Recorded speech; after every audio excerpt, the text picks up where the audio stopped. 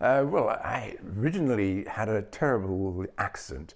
I was in a very remote part of actually in the Middle East, and I fell off a cliff and managed to land and save myself on a ledge, but in that process really seriously damaged my left ankle and lower leg. So I had an open ankle fracture in fact my foot nearly came off. And of course, because it was out in the middle of nowhere, it was 250 miles to the nearest hospital. And the wound got quite dirty in that process. And this was back in 2009. So I arrived eventually, they fixed it in the hospital, but temporarily. And I arrived back in London, and frankly, nobody knew what to do with it. Really. So I had about 3 operations before they transferred me to the Royal National Orthopaedic Hospital. And they were used to dealing with really unusual and rather extreme. So they rebuilt my ankle with one operation, and that worked for about a year. But then the cartilage went because of the damage that had been caused in the first place. So I had to have the ankle fused. And that was in 2010, Christmas 2010, I remember, just before Christmas. So the fusion was then, and that was now 12, 13 years ago, and it's worked pretty well.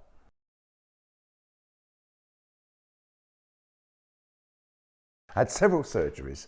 So I first of all had the ankle rebuild, but then because of the damage to the ankle, that didn't work. It only worked for about a year. So then I had to have a fusion. And then again, because of the damage, about 3 years later, I had to have another fusion, the lower. So I've got a double fused ankle now, both upper and lower. So the total, that last one was in 2013. So it was about 9, 10 years ago.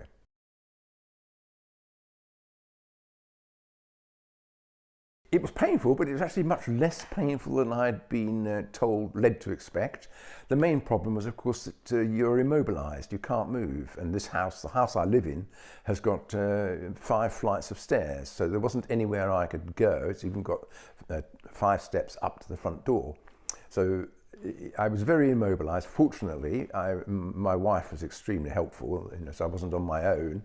But I had to learn to get up and down stairs with a crutch, which I did. To get to the bathroom, for example. So for about probably about 12 weeks, you're pretty restricted in your movement.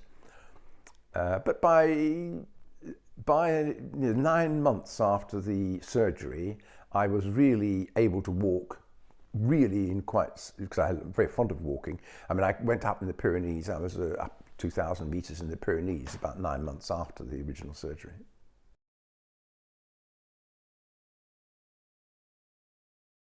So since my ankle is fused both top and bottom, I have no feedback, if you like, if I'm trying to stand on one foot. So I find it more difficult to balance on that foot that was, the ankle that was fused because of that lack of feedback. It's also occasionally when you're walking on a very uneven surface, it's a little uncomfortable. You have to accommodate. Driving a car, well, I quickly bought an automatic, so that made that pretty easy, no problem at all. However, I can drive an ordinary geared car, but you have to learn to use the clutch in a slightly different way. Your knee does more of the work and your ankle obviously does less, but there's movement left in the foot. There's quite a lot of movement in the foot. So basically you accommodate. I walk a little differently, but I don't think if you just saw me walking out the road, you'd know I'd had an ankle fusion.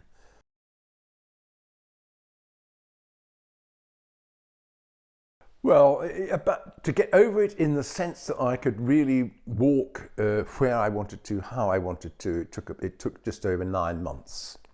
But that was a progress, so I was already able to get about pretty actively within about 3.5, 4 months after the surgery, but just beginning to be weight bearing. I used a crutch a bit at that stage still. And I really had forgotten entirely about the surgery after a year. So it's progressive, but it was never that painful. Of course, the first week was quite painful, and the fact that you get this swelling if you lower your foot early on, that would have been very uncomfortable, and it was uncomfortable just having to have your foot raised for at least 4 or 5 weeks. But it was not too bad.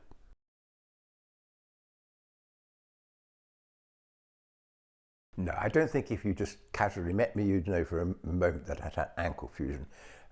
Running for a bus, you might notice I ran a little awkwardly, for example. I don't go running, I never have particularly run. I've done more walking and cycling and swimming. So those are completely unaffected by now.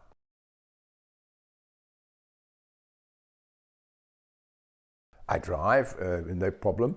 I can drive either a gear, ordinary manual car, or it's easier with an automatic, but then I drive an automatic anyway. Having converted to an automatic, I can't understand why anybody doesn't drive an automatic, to be honest. But it's just slightly different movement, because you have to do more of the movement with your knee and a little less with your foot than you would.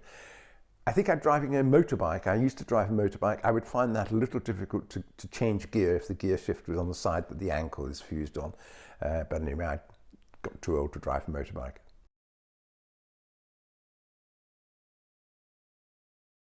Oh, I climb stairs with no problem, except I'm getting old, of course.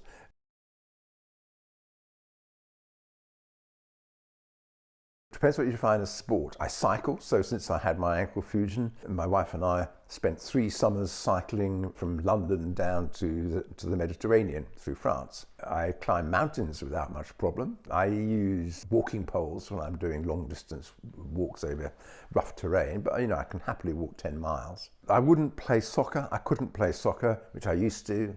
And I don't think I could play squash, which I used to do very badly anyway.